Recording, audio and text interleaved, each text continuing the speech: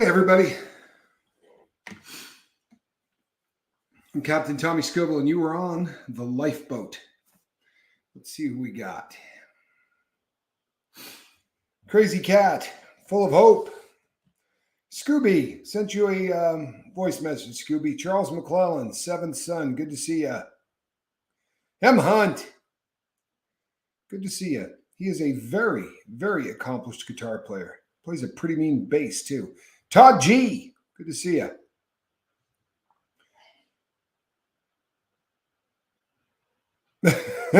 Seventh Son says, M. Hunt, don't be modest. You are far better than an accomplished player. I agree. Miss V, good to see you. Yeah, I got the Rocky look going. Lemmy, I'm glad you're here, brother. The Life of Dennis Brace is here. Cemetery, good to see you. Even though I don't like Cemetery anymore. His watch collection rivals mine, and I'm starting to get a little chapped about it. But this hat is perpetually crooked. There is no way to make this hat not crooked. Yeah, there's just no way to do it. I mean, no matter what I do, this thing just sits crooked at all times. I was trying to hide my eye a little bit, but apparently that's not working anyway. I was going to go with the eye patch, but at the very last moment decided not to. So, glad everybody is here. This is a show that I've done, I don't know, man, half a dozen times maybe. I've done it a lot. Miss Dragon, good to see you. I've done this show a lot. I really, really have. But if you've been on the boat for any length of time, you probably remember the last time I did this. We had a crew member of the boat that took issue with some of the things that I said about family and friends if they're dragging you down. And he said that, he felt that very oftentimes the only people that can lift those individuals up are people, who are in recovery. And I agree with that 100%. We kind of went back and forth on this. And as it turns out, the illustration that he gave us of the person that, he would run into and he would talk to this person and sort of try to pull them along into the sobriety thing. What I had said at the time, I stand by. I said, if you go to a bar and hang out with somebody to try to talk them out of their lifestyle, what's going to happen is you're going to get drunk with them. If you go and sit down with somebody that is smoking heroin and you try to talk to them about, getting out of the lifestyle that they're in, you're going to wind up smoking heroin with them. That's just the way it goes. And the person who was arguing that with me, as it turns out, was getting intoxicated with the people that he was talking about. So this is one of those situations that comes up more than anything in the world. Lemmy says, the toxic friend I had was standing in my driveway, filming my house and screaming at me when I came home today. And my gut would say he was probably loaded, right? I mean, that's that kind of behavior. This shouldn't be something that's really hard to wrap your brain around. Picture 4 people who all get high, and you go to those 4 people. What are the odds that you lift those 4 people out of sobriety versus those 4 people bring you back into addiction? It's just one of those situations that, as sad as it is, when you're sober, what has to come before everything else in your life is sobriety. Simply put, if that isn't how you're running your program, then you're not going to remain sober. Now, I don't mean that you have to be militant. Hi, I'm Tommy. I'm a drug addict. You don't have to be in people's faces. If somebody says, well, we're all going to go out and get a couple of drinks. Well, you're an alcoholic and I'm not going anywhere with you people. Everybody knows the militant, sober person. That person that every single time somebody talks to them, they feel the need to tell you that they're sober and that you're not, and that you should be embarrassed because you're not. That's really possibly the worst case scenario. But if you put your sobriety before everything, then the important things in life will fall in right below them. And it will become just second nature that by remaining sober, God will become huge in your life. And by remaining sober, family will become huge in your life. Friends will become huge in your life. All of those things. But I can sit here right now and tell you that if Johnny was getting high every day, our interaction would be on a telephone. because I wouldn't put myself in a room with somebody that gets high every day. My sobriety is worth more to me than my watch collection, than my home and my car and anything else that I have in life. The most important thing in the world to me is my sobriety. Because of that sobriety, I'm right with God. I'm good with my family. I'm good with everything else. So what happens if you've got a friend who is continuing to use? We have suggested in the past that you remove that person from your life. And what I mean by that is that you can't hang out with them while they are functioning in their addiction. A person can come by my house who's a heroin addict. They can't smoke heroin at my house. A person can't come by pacing back and forth in front of the front door waiting for somebody to deliver dope. Any of the things that people do that were so much an ingrained part of who I was, that can never happen again. Lemmy says, I now have dash cam footage and his police record for assaulting a pregnant woman and threatening to do things with children. I have no clue he was like this. You're winning the lottery to find out that. I am not going to be on to do it. I do not trust him. I'm not going to be the one to do it, but I don't trust him. Yeah, no, you can't trust him. By the way, can we get some ones for Zen Wen? Zen's been struggling with migraines, and I'll tell you what, getting the shot to the head last night has made this morning really, really difficult. I'm tempted to make 100 accounts, get that toxic fish ready, says Noise Opera. Yeah, well, it's coming. He was doxing me and telling people on a live TikTok where I live and telling them to come and visit me. If you are not familiar with the term doxing, it literally means to out somebody, right? So, I was born with the last name Miller. So doxing would be to come and say, his name's not, Tommy Scoville, and here's where he lives, and all of that garbage that people tend to do online. I've been so thoroughly doxed, it doesn't much matter at this point anyway. But I'm the captain of the lifeboat. My name is Tommy Scoville. I don't much care anymore. I really don't. However, you really have to get to a point where you plan for these things before they happen. Because most of us who were in the life had a large number of people that we hung out with and associated with who are still getting high. How are you going to cope with that? How are you going to deal with that? If you wait until the first time that person comes around to come up with a plan on how you're going to deal with that, you're going to fail. I promise you're going to fail. You need to have a plan of action. And what if, God forbid, what if that person is family? What if you have a brother or a sister who are continuing to get high? I do my family and my daughter. I rather not have friends than have friends that can't. Oh, I tell my family and my daughter that I would rather not have friends than have friends that can't respect my boundaries. Boundaries are very important. Love you, Tommy. Been a minute. What's up, family? Carrington, good to see you. Love you too, brother. And he's absolutely 100% right. And it comes down to boundaries. It really does. Even if it's family. I mean, you can go have Thanksgiving dinner with somebody. You can spend time with them. You can talk to them on the telephone. You can't be around when they're toxic. What is that definition? Well, that definition is something that you have to describe yourself. A person can be sober and still be toxic. If you have a family member who is doing everything within their power to drag you down, then you have to put a barrier around you to protect you. Now, sometimes it's one of those situations. No, I did not get in a fight. Sometimes it's one of those situations that you have to lay down the ground rules and tell people exactly what's up with you. My dad is the most successful person I've ever known, and he drinks every night.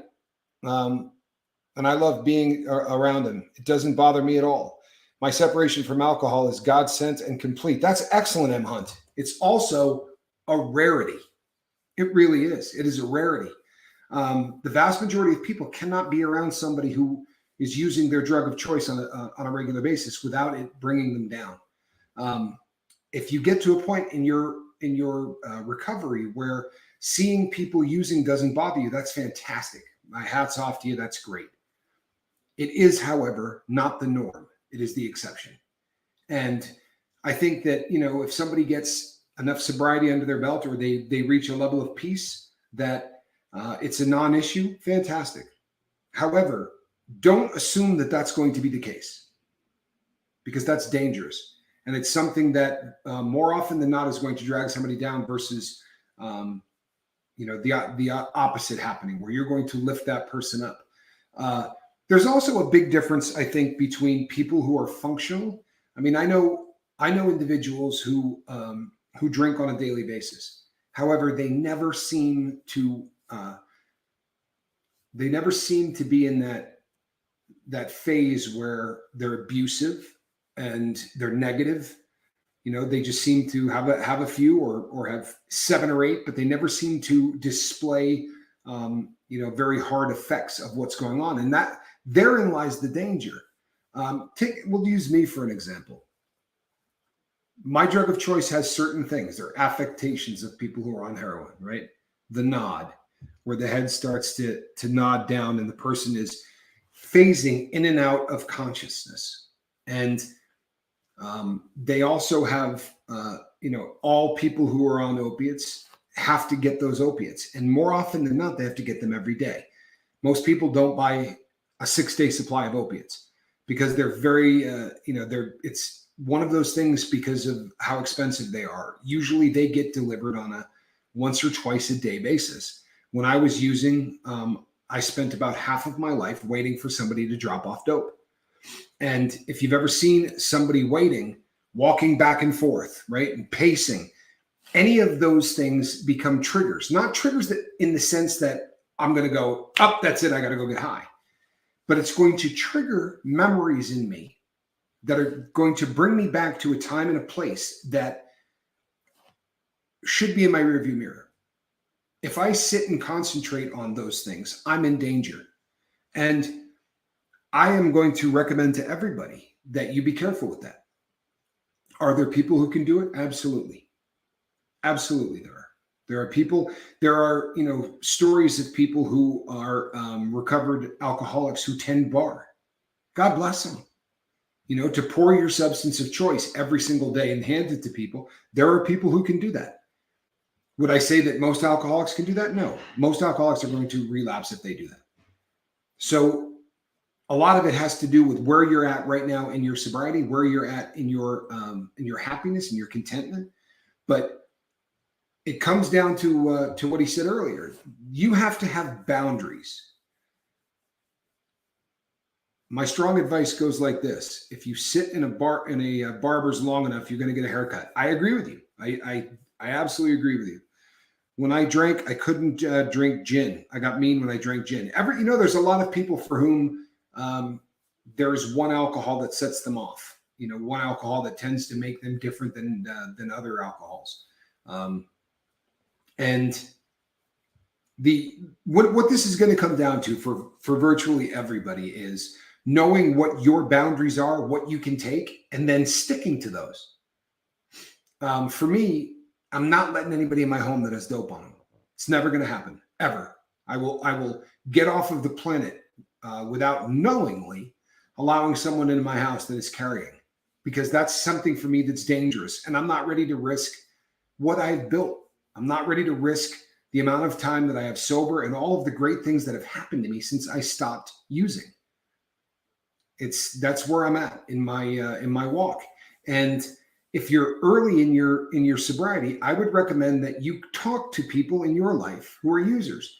I get about 25 emails a day from people who say, so-and-so is always trying to get me to come and drink with them, or so-and-so is always offering to get me high. I've got this friend that every time they come by, they're offering me drugs. Well, that's a problem. That's a problem. I remember getting 2 years of sobriety under my belt. Now, I was using methadone, but I was not using heroin. And the perfect chain of events happened that I was in the worst place that I could be in my life. Scoob, enjoy going for a walk. And please do check your text messages, Scoob. I sent you one. Sorry that I missed you this morning. It was a really rugged day, but I sent you a text message. And when those perfect chain of events happened, and I was in the lowest, spot where my anger was kicking, and all of these things, I was just on edge, and there it was, and the dope was right there, and it was in my face. And if it wasn't, I would be living a different life. I mean, at that juncture, the fact that the availability of that substance when I was not having a good day was enough. And that's just the way it is for a lot of people early on in sobriety. I have next month, I'm about 1 month away from my 8-year sobriety anniversary. And I wouldn't be comfortable being around the drug. I just would not be. And that's one of those situations that, hey, Tracy, nice to see you. That's just one of those situations that's the way it is for me. And one of my best friends is using. In fact, the only friend I have from my past, right, is currently using. He's not using the same drug we were on, but he's using, and he's using daily. And I can't have him in my life. Every single time he and I were together for years, probably a decade, we got high every single day. It would be a very serious risk for me to have him hanging out with me, getting high on anything, because it's so easy to fall back into patterns that we've just programmed ourselves with. When you are in the life, the baseline in your brain is one thing, right? Are there people that have miraculous, transformations? There are people who become non-drinkers and it's never an issue. My brother Johnny is that way. He really is. Johnny can be around people who drink and it's a non-issue. And that's a blessing. It's a fantastic blessing.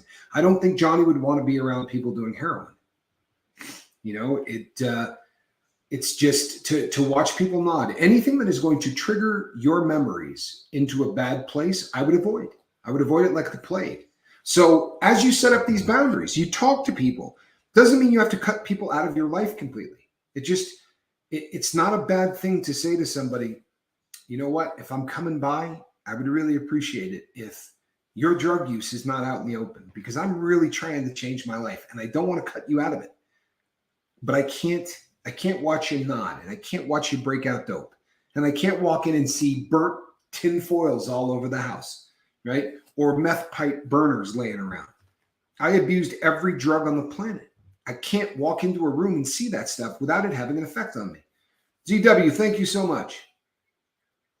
Cemetery says, people drinking around me doesn't bother me. That's fantastic. It really is. It's fantastic.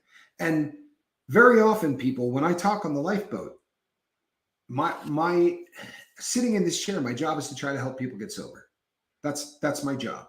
And whenever we breach this subject, I get pushback from people who are offended by the things that I'm saying. I'm not trying to advise someone who is rock solid in their sobriety. That's not really what the lifeboat does. I mean, there are times that's the subject matter, but more often than not, when we're talking about things like setting boundaries early in sobriety, we're talking to the masses. We're not talking to the exceptions. And my friend James is here. He's 17 years sober. Congratulations, man. That is awesome. How good is 17 years? That is absolutely fantastic. And those are the kind of people that you should be hanging out with, especially when you're early in your sobriety. We change people, we change places, we change things. And then we try to change ourselves through that entire process.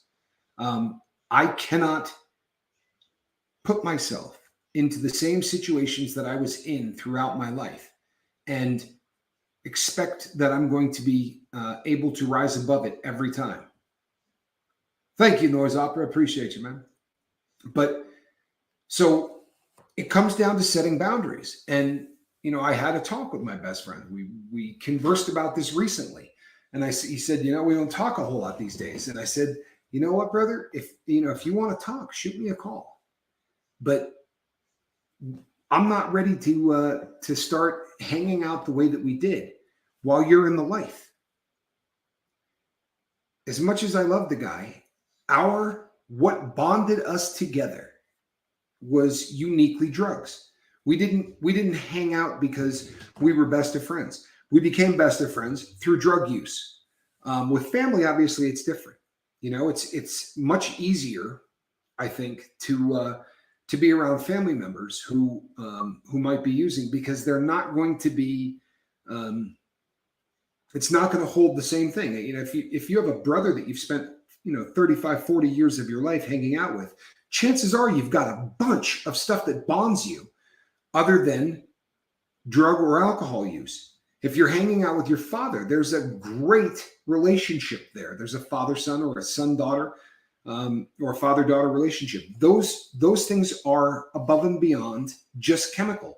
But very often with our friends, what binds us to these people is the use of chemicals. And it's dangerous to get back into those kinds of situations. It's even sometimes when those people are already sober. I've told the story on here so many times. I had a business partner, one of my best friends in the world. I was the best man at his wedding, and he's sober. He's been sober longer than I have, but he will not talk to me. Plain and simple. And when we left, we were best friends. And then one day I called him and I was panicking. I thought maybe he overdosed and died. He wouldn't pick up the telephone. And everywhere I called, they said, "Yeah, I don't know where he is. I don't know what's going on." I was literally terrified. And one of his family members reached out to me and said, "Just stop trying to contact him." What he told his family was, as far as he was concerned, he could never look at me and not think heroin. He could never hear my voice and not think heroin. How do I argue that? Even as the captain of the lifeboat, how do I argue that? Jason P says, "I've been clean 23 years. I cut loose from all my friends. I have an addictive personality, so that was a big help. If I kept them in my life, I may still be using. That's what worked for me." That's where I'm at. And, it was easier for me probably because the vast majority of people that I know are dead. My substance of choice killed dozens and dozens of people that I know. There's really only, there's one guy and one girl, and then the rest of people that I know that are still alive are in prison. Exactly. Hence the circle of friends shrink. I don't have that much in common with them now. Sucks, but I choose it and now choose not to associate with them. And that's what my friend Jeff did with me. If I'm going to be a trigger for him for the rest of his life, I would just assume that I'm not around him. I don't want to do anything to bring him down. I think it's fantastic that, he's better than a decade off. And that's fantastic. It really is. I have friends now that smoke pot and they do it constantly. That's not an issue for me. You know what I mean? Weed is just not an issue for me at all, at any level, at any point. So I don't care if I'm around them and they're stoned. But heroin is a completely different thing. And for that matter, any opiate that's going to have somebody nodding out or that's going to have their pupils pinned, I'm not going to put myself in a situation where I'm around people like that. And it's been a beautiful thing.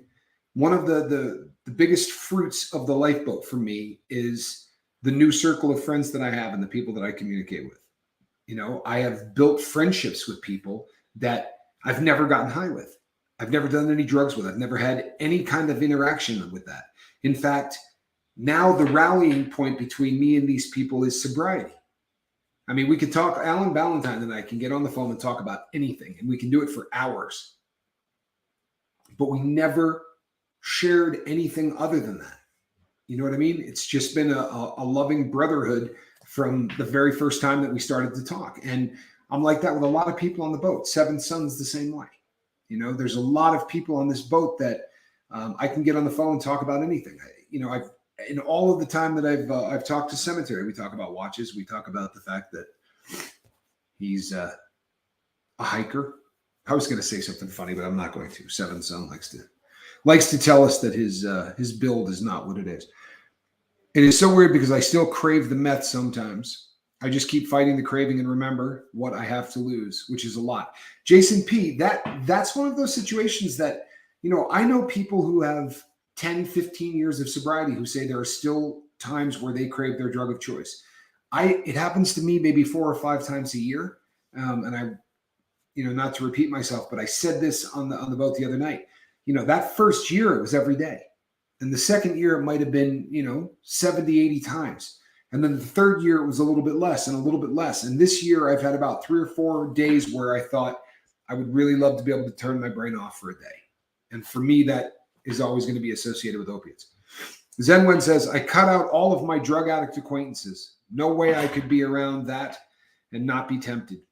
They weren't real friends anyway. My close friends today are sober or in recovery. I absolutely feel the same way. The one exception to that rule is, the friend that I was describing earlier. We really do care for one another pretty deeply. However, we couldn't sit down and tell a story that didn't start with, so we were on our way to get dope, or so we had just picked up, or we were sitting around wasted. There is nothing that we could describe there aren't any stories. All of them revolved around crime, revolved around drugs. So you set boundaries with these people, and very oftentimes the act of doing that can actually build a bridge to a friendship down the road. And sometimes just setting that boundary is enough to get somebody motivated. It's never happened in my lifetime, but I hear stories from people on the boat regularly who say, you know what, I told my best friend that we just can't hang out, and here's the reason why. And the person, it forces that individual to take a very good hard look at where they're at in life. If your best friend says, I can't be around you if you're drinking a case of beer a day, I can't be around you, if you're doing methamphetamine 7 days a week, right? I don't want to be around that. I don't want to be around crime. I don't want to be around anything illegal. And, I'm really trying to move forward. Very often that can be a motivator.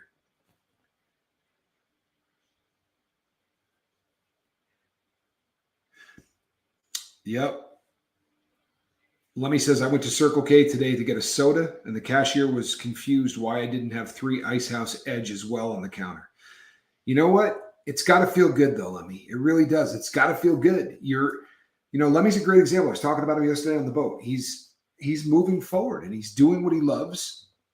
I think that a lot of times when we get sober, there is a tipping point where all of a sudden sobriety starts to really outweigh everything else. So, you'd be damned to put, those beers up on the counter because you've got so much going on. There are so many positive things. When you start to see the fruits of sobriety, then you start to really put roots down. If you've got 17 years sober, then there's an awful lot that you have built. There's a whole new you. And when you become a new individual, when you start building a new and a better you, you're not going to risk that. It's not something that, you'd be willing to risk for anything. And that's kind of where the friend things come in. Todd G, I could not have said that better myself. I felt like I was helping because I relate to that, Lemmy, says Miss V. I was always the one who walked to the store for my ex and bought his beer, etc. There are, every once in a while I will run into somebody that was not a friend, but somebody that either I worked with or, I was affiliated with in one way or another. And it's always a shock to people that I'm sober. And I think the reason is I was so far off the deep end. I hated sober people. I hated people that talked to me about sobriety. My life revolved around trying to feel comfortable in my own skin. And not having dope made it impossible for me to be comfortable in my own skin. Sobriety, for me, is learning to be comfortable being me without any chemical or any substance to make that happen. And I feel like I've never been in a better place in my life. And I don't just mean sobriety wise. I mean, everything that is going on in my life is positive. If I sat down and I journal, and I do this from time to time, and I try to list all of the things in my life that I'm worried about, or all of the things in my life that are stressing me out. And when I first started journaling, man, I could write for 4 days, the list of things that were stressing me out. I was incarcerated, and I was worried that I would lose my parents while I was locked up. And I worried about Johnny because I couldn't talk to him every day. And I worried about my kids. And, I just had this overwhelming fear because I wasn't there to help anybody. I wasn't there to just be a dad or to be a brother or be a son. And once I got out this time, because I had been incarcerated twice before, and got out and went right back to the same life because I had never had a roadmap laid out before me of how to get sober. And there are other people, many, I talk to them every single day, or I get emails from them every single day, who just had a miracle change. And I mean that literally, a miracle change. Johnny's sobriety was very much that way. I had phoned him from prison. It was going on 4 years ago. I phoned him from prison, and he said to me, I'm never going to drink again. And it was like, it was like a light switch. He flipped that switch, and he was instantly a non-drinker. Off Suboxone, my second year now. It's not easy, but a little easier than last year. Either way, I don't know anyone using. I don't hang out. I just go home with my wife. Good. That's good stuff right there. It really is. Crazy Cat. My hat's off to you, man. Spending time with your significant other and doing it sober, it's gonna make your relationship tighter, and it's certainly going to cement your sobriety. Count the bad from yesterday, addiction in parentheses, and the good from now, being sober. No brainer. You know what? Truthfully, for me though, I would get sobriety under my belt. I would get some time. The trouble with me was that every time I quit, I did it like this. I didn't learn coping skills. I didn't have a bag of tricks to dip into when things started getting bad. I would sit and stare at the same four walls, and the automatic negative thoughts, the ants would start crawling all over me. And if I was having a really, really great day, the ants would be telling me, you know what, man, you're killing it. You're killing it. You could take a day and get high. What's the big deal? If I was having a really bad day, the ants would be saying, look, man, you're staying sober. Why? Right? You're gonna end up using again in 6 months, 5 months. Why not today? And it was always one of those two things. And I wasn't smart enough to realize that when that stuff started, I needed to stop staring at those same four walls. I was sitting there and doing nothing. And for me, inactivity is death. If I'm sitting around and I'm doing absolutely nothing, I'm in danger. And even after 8 years, I am. It doesn't mean I'm going to get high that day. It just means that I'm going to start moving in the wrong direction. Instead of moving forward and being positive, I'm going to start going in the wrong direction. And that can take 5 months. It could take a year. It could take 5 years. But if I'm going this way instead of that way, then it's just a matter of time. My brother-in-law, says Jason P., always offers me weed. He just can't seem to understand that for me, it's a gateway because I will just want to chase something more potent. I steer clear of him as much as I can. Jason P., have you ever said that to him as eloquently as you just said it to us? Have you ever said that to him? Hey, listen, bro, you know what? I understand that you dig weed, and that's great for you. But for me, it's just going to light a fuse because it's not going to get the job done. You say, it's not the drug you did. No, it's not. And it's going to tell my brain it's not. It's going to go in there and it's going to attach to the THC receptors, and the opiate receptors, or the MU receptors, or whatever it is that your drug of choice is, are just going to get pissed off. And you're going to have that feeling of, oh, you know what? It took the edge off, but it's just not really what I was looking for. And the next thing you know, you're seeking out. I've told this story 100 times on the boat, but I'm going to tell it again because it just bears repeating. I got out of prison, not this time, but the previous time. I had a beautiful wife who was an attorney. And at that time, things were pretty good. And I was starting to work as a speaker again, and I was making good money. And I said to her, you know what? I need to pick up about 5 or 6 shirts, dress shirts. And, I was buying Turnbull and Ashford, and these, they're work shirts, but they're very expensive button-down shirts. And I said, I'm going to head over and I'm going to check Savers, which is like a thrift secondhand store. But because of the proximity to Lake Tahoe, people donate just the most unbelievably beautiful clothing. And you can go in and buy stuff that instead of $200 a shirt, it's going to cost you $4, but it's the exact same shirt. So I drove over to check out the Savers. And I was too dumb to realize what I was doing. It made no sense. I had money, first time in my life I ever gave a crap about saving money, right? Why was I going over there? Now, these days, I ask myself always, why are you doing what you're doing? What is the motivation for what you are doing? Why is it we're driving over to a Savers that is 700 yards from the hood? But I went in, I looked at shirts. I didn't go over to the hood. I didn't buy dope.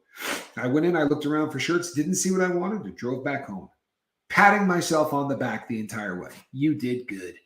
You were so close to the hood, but you didn't go over there. You didn't buy dope. I'm going this way, right? I'm absolutely going this way. And about a week later, I said, you know what? I'm going to hit the thrift stores again, see if maybe they've got some shirts in. And I drove back over to Savers. And this time I thought, you know what? I should go see my friend. His name was Lenny, not Lenny. Actually, Lennie was the man's name. And I said, you know what, man? I can't say hi to this guy because he gets high. I mean, I shared a lot with this dude. We've been through a crap load together. His kid calls me uncle. I'm just going to swing by. I'm not going to get high. But, pretty stuck up that, now that I'm sober, I'm never going to say hi to the guy again. So I drove over to his house. And what was he doing? Waiting on the dope man, right? That was his life. He's no longer with us, but that was his life. So I pulled up and his nephew came out and, gave me a big hug and called me uncle. And I said, what are you doing? He said, I'm waiting on the balloon spitters to come over here and kick a little dope down. And he said, you want to get high? I said, no, dude, I don't, don't offer again. It's not a part of my life. I'm done with that. And I didn't. I watched him pick up. I watched the bags in his hand. I watched he and his son fix. And then I drove away, patting myself on the back. You did it. Man, you were in the hood. The dope was there. You're rock solid, man. Going in the wrong direction. Telling myself the whole time, you got this licked. You got this beat. So a week later, maybe it was 4 days, I don't know. But I drove back over. They didn't have any shirts. Thought, I'll stop in and see Lenny again. I said, what are you doing? He said, I'm waiting on the dope man. So I pulled out a $100 bill. And I said to him, here, man. He said, you want some dope? I said, no, man, that's for you. I said, but I'm sure, he lived on government assistance. And we were toward the end of the month. And I thought, man, I'll help you out, dude.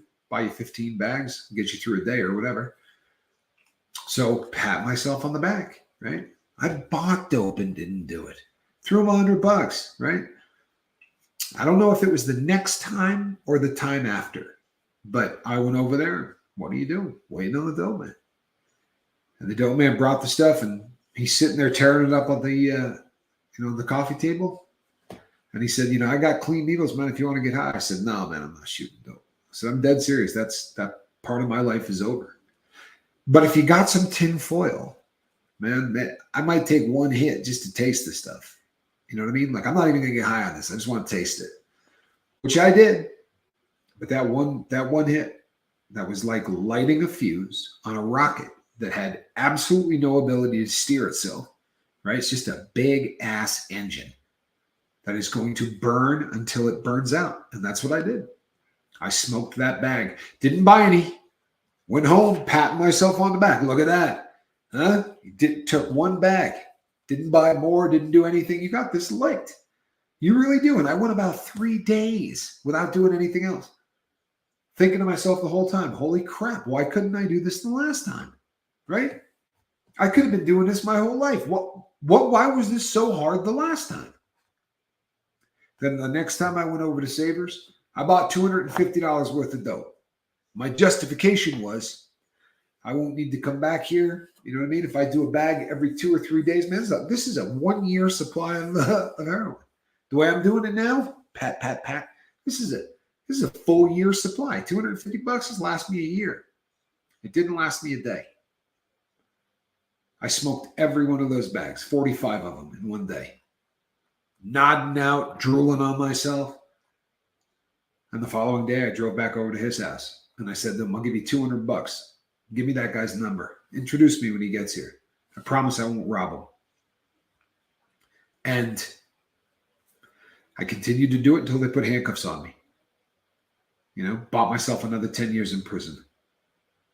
Why? Because the first time I started doing something that didn't make sense, I didn't understand how to stop. I didn't understand what I was doing. I didn't realize that I was setting myself up for failure. Why was I going toward the hood? The crazy thing is this: where I lived, there was a Savers right here.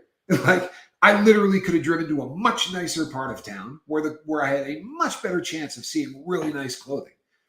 Instead, I drove to probably the poorest part of the city to see if they had shirts. Now, today, if I put the car in first and started heading in that direction, I'd be like, oh boy, what the hell am I doing? Right? Why am I doing what I'm doing? That's a question I ask myself every time I do anything. Even if it's not screwy, even if it seems to make sense. Why am I doing what I'm doing? You know why I do that? Because I didn't do that for 46 years. I let my emotions, I let my addictions run my life. Now I run my life. 3 times I wore the bracelets. All 3 times alcohol involved. Been handcuffed 3 times. I have been handcuffed. I tried to figure this out one day.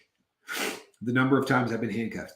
When I was in the special management unit in Lewisburg, Pennsylvania, Federal Penitentiary, Lewisburg, it was a special management unit, which meant that when you leave your cell, there has to be 3 cops with you to walk you everywhere you go. And they would put on 2 sets of handcuffs because half of the people who are there because they were able to slip a pair of handcuffs and punch a cop in the head. Like, that's so they would take handcuffs that didn't have the chain. They're just a solid piece. And they would put 2 sets on every single time you left the cell. And we would go out Monday, Tuesday, Wednesday, Thursday, and Friday down to rec and back.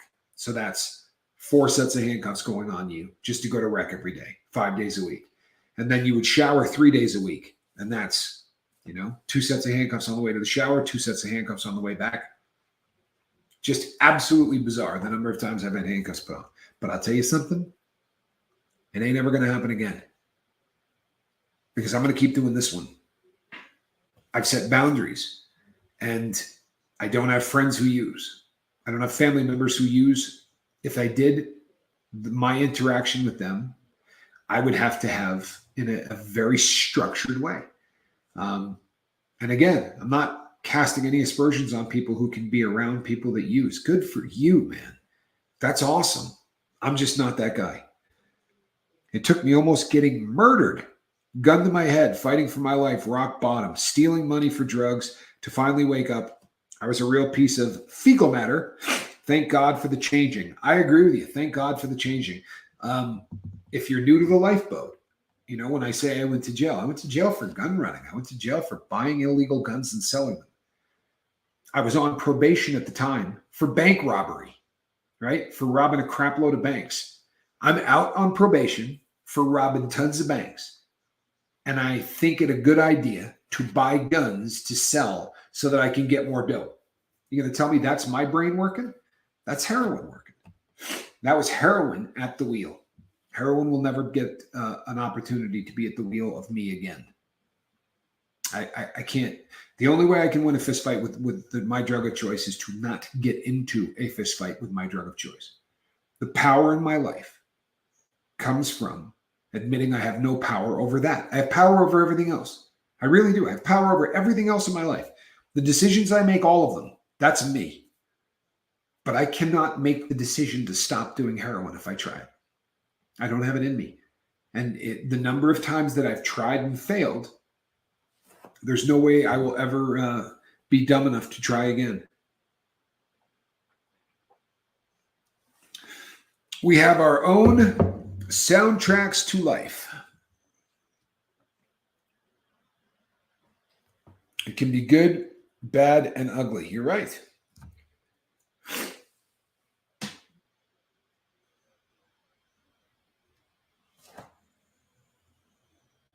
Thanks, Jason. That's a very kind thing to say. Ultramaga says, for me, addiction and active addiction are 2 different things. Absolutely. I'm an addict who doesn't use at the moment.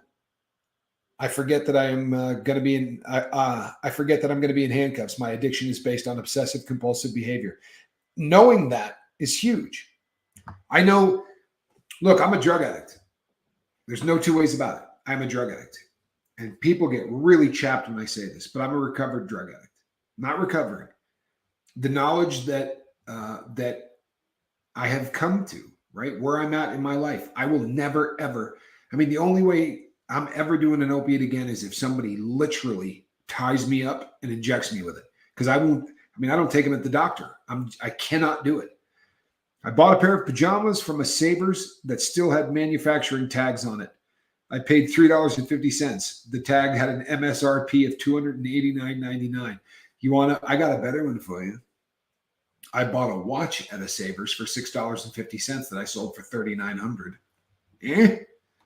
I did have to do a little work to it, but I am an egomaniac with an inferiority complex. And the fact that you know that is the key, right? Self-awareness and the addict. Oh boy, there's a title for a live feed right there, right? Self-awareness, being self-aware, look, I know my shortcomings. Like, I really have got a handle on it. The best thing that ever happened to me was the last prison sentence.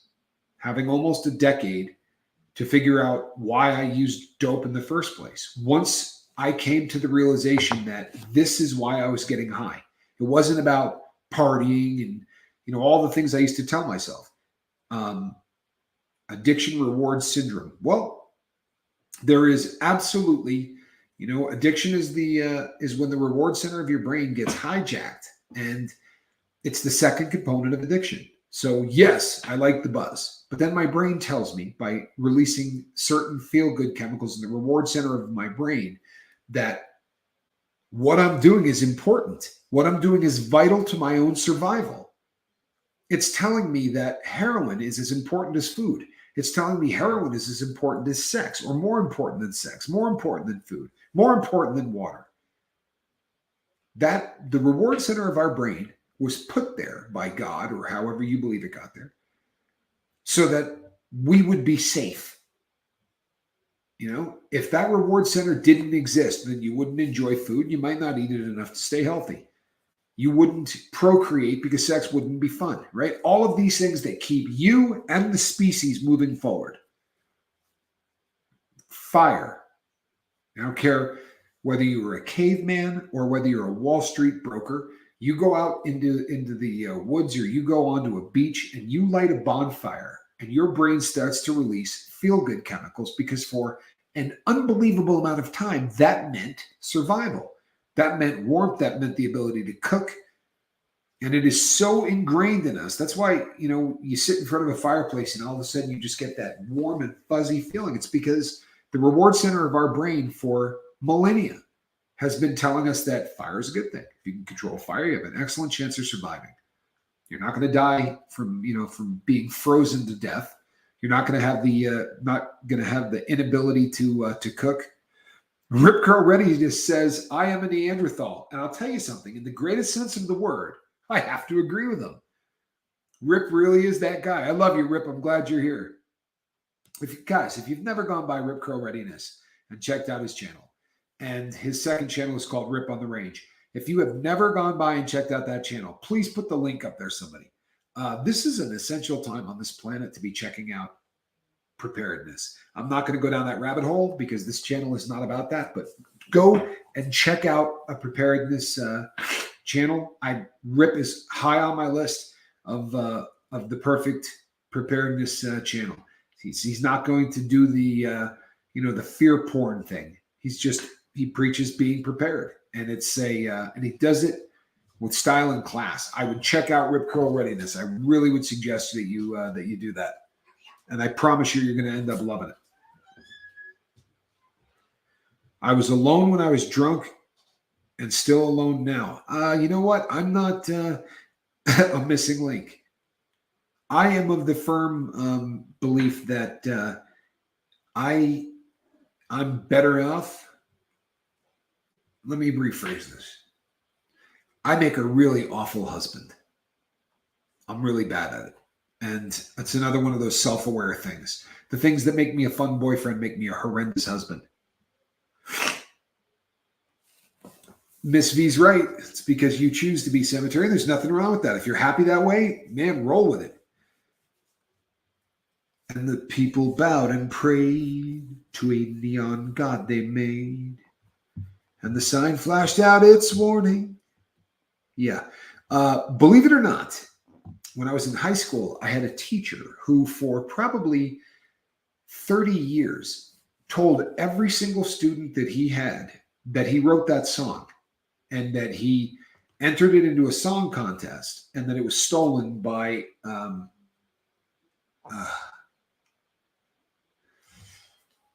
wow, can't remember the name of the band. Simon and Garfunkel.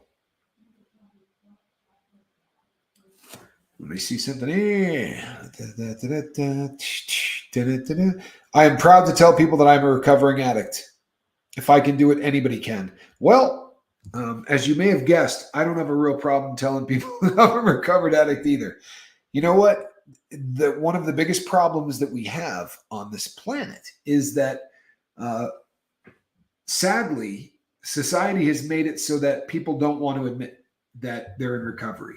It's one of the reasons that the lifeboat was so important to me, because I think overcoming addiction is something that you should pop your chest out and say, I did that, as opposed to the shame of the fact that you were an addict. You should be proud that you overcame something that, you know, a great many people never will. Most people never will. Finger out of the eye, Tommy, she says. You don't understand how badly I need to put my finger in this eye, V. If she was here, she'd slap me. Cool. I'm into prepping. Thanks for the link. Well, you're going to find a damn good channel there for real. Rip is awesome. Chili Phil says, I'm proud to say where I'm at, which would be 30 days if I'm not mistaken, right, Chili Phil? Sober people can suck. Oh, they can be the worst. They can absolutely be the worst. And I've said this before. Sober people kept me getting high for years. They weren't fun to be around. For real. They didn't seem to have a lot of laughs. And if that's your only exposure to people who are sober, you know what I fight harder than anything running this channel is the people who say, well, no, I know I got to get sober. I just won't have fun ever again for the rest of my life. Holy crap. I mean, if that's really the way that it's going to be, I would recommend you keep getting high. I'm dead serious. You know what I mean? It's an awful way to live, being miserable and sober. But I'm here to tell you that if you do it right, sobriety is the greatest adventure in the entire world. I've done a lot of really interesting things in my life, but I'm having more fun on this sobriety road than I've ever had in my life. Every day I learned something new about the world, and every day I learned something new about me. And that self-discovery thing was something that I didn't do at all. Admit you're not perfect and flawed. Only if you're fat, trans, or gay. All right, I'll leave that one where it is. Got stuck in my rusted out $10 one time. Got stuck in my rusted out 10 one time. I had a blast surrounded by men with guns in an elevator today. Nice. I assume you were filming.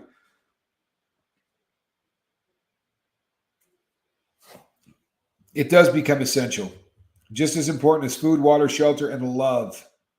That's why when you don't have your drug of choice, you go into survival mode. At least I did. That was me too. If I didn't have my drug and the ability to pay for my drug, I would have no problem whatsoever robbing a bank. Because the most important thing in the world to me was getting high. It was the only way I felt normal. It was the only way I didn't feel like there was something wrong with me. Now, I have no issue with that at all. Seventh Son says, let's make sure we have hit that like. Security guard called Wine 11. Nice.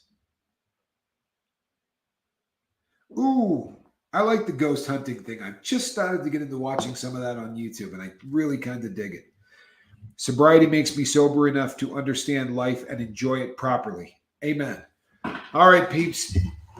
My head, I'll be really honest with you, I've been fighting this all day. My head is absolutely killing me, but I did a really short show this morning, and I didn't want to do a short one today. Hey, Wharton, good to see you. I'm Captain Tommy Scoville, and that is a cat in a basket. Say goodnight, squirrel. All right, good night, everybody. We love you.